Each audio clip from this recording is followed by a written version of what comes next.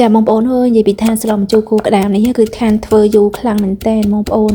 អញនិយាយថាសម្រាប់ខ្ញុំមើលអញនិយាយថាខានញ៉ាំជាង10ឆ្នាំហើយណាបងប្អូនទើបតែថ្ងៃហ្នឹងចាទៅផ្ទះចាហើយបានជាមួយនឹងក្តាមនេះបងប្អូនអូនិយាយពីថាក្តាមនេះចាបេះលហុងអីមកចាក្តាមស្លឹកអំពិលនេះសិតតែជាធម្មជាតិទាំងអស់អញ្ចឹងហើយណាហើយសម្រាប់ក្តាមនេះគឺខ្ញុំយកមកបុកខ្លះចាខ្ញុំយកមកបុកខ្លះខ្ញុំទុកខ្លះចឹងទៅណាបងប្អូននិយាយពីថាបងប្អូនអើយនិយាយពីថាក្តាមខែនេះនិយាយពីថាចេះខ្លាញ់អូយសែនខ្លាញ់មែនតើអានេះយើងបុកមកហើយពេលដែលបងប្អូនបុកអញ្ចឹងយកទៅចំបាច់ទឹកបងប្អូនពេលបងប្អូនដែលចង់បានជាមួយនឹងសាប៊ូកក់សក់ដែលដោះហើយកក់ហើយដោះលឿនបានល្អកុំភ្លេចជាមួយនឹងសាប៊ូកក់សក់របស់ម៉ែរួយចាសាប៊ូកក់សក់របស់យើងគឺជាប្រភេទសាប៊ូកក់សក់ដែលមាន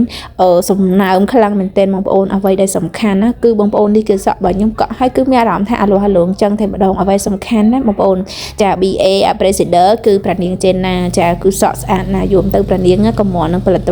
ប្រម៉ូទនឹងផលិតផលឲ្យគេណាតតែផលិតផលហ្នឹងដែលប្រានាងប្រើហើយគឺល្អពិតតែម្ដងអញ្ចឹងសម្រាប់បងប្អូនដែលមានបញ្ហាសក់ជ្រុះសក់ឆេះសក់ដាច់សក់អង្គែសក់លមាស់កុំភ្លេចប្រើជាមួយនឹងសាប៊ូកក់សក់របស់ម៉ែរួយតែឥឡូវអ្វីដែលសំខាន់ណាកំពុងមានប្រូម៉ូសិនជាមួយនឹងសាប៊ូកក់សក់បងប្អូនឈុតតូចនេះខ្នាត 300ml កក់2ប្រេង1អប់1តម្លៃត្រឹមតែ$25ទេសម្រាប់បងប្អូនទិញឥឡូវនេះគឺខ្ញុំចាធ្វើការ free សេវាដឹកជូនចា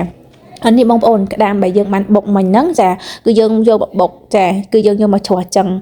តែបើសិនជាយើងអត់ទាន់បានដាក់ទឹកសាឡនេះគឺអត់តម្រូវឲ្យយើងដាក់ទឹកច្រើនទេសម្រាប់សម្លបុកខួរក្តាមពីព្រោះអីយើងត្រូវច្របាច់ទឹកវាចឹងណាបងប្អូនចាបន្ទាប់ពីច្របាច់ទឹកហើយបងប្អូនមើលនេះបងប្អូននិយាយពីថាខួរក្តាមនេះអូនិយាយពីថាខ្លាញ់ច្រើនយកតែមែនតែនហ្មងបងប្អូនចាហើយស្លយើងគឺធម្មតាដាក់ដាក់អំបិលប៊ីចេងចាហើយស្លមជូរមួយក៏ខ្ញុំអត់ដាក់ស្ករទេបងប្អូនចាឥឡូវដាក់ហើយយើងធ្វើការដាក់ក្តាមចូលអញ្ចឹងមកចាបន្តមកចាដាក់ជាមួយនឹងចាបន្លែរបស់យើងមកក្តាមខ្ញុំដាក់មុនណាហើយស្លនេះបងប្អូនពេលខ្លះយើងថាញ៉ាំក្តាមសងាមតែញ៉ាំហើយអត់សងាមទេស្លមជូរនេះញ៉ាំហើយគឺជាតិខ្លាំងតែអ្វីសំខាន់ស្លអត់ឃើញប្រហុកបងប្អូនអើយរស់រះហើយតែទិញប្រហុកយកមកដាក់ស្លបងប្អូនតែឥឡូវដាក់ប្រហុកហើយចាយើងដាក់ធ្វើការដាក់ជាមួយនឹងស្លឹកអំពិលជាមួយនឹងស្លឹកអីបងប្អូននិយាយមែនយករួមទៅចូលស្រែងយូរទៅផ្លិចស្លឹកម្រះព្រៅហ្នឹងថាផ្លិចអស់ឲ្យបងប្អូននិយាយមែនណាចា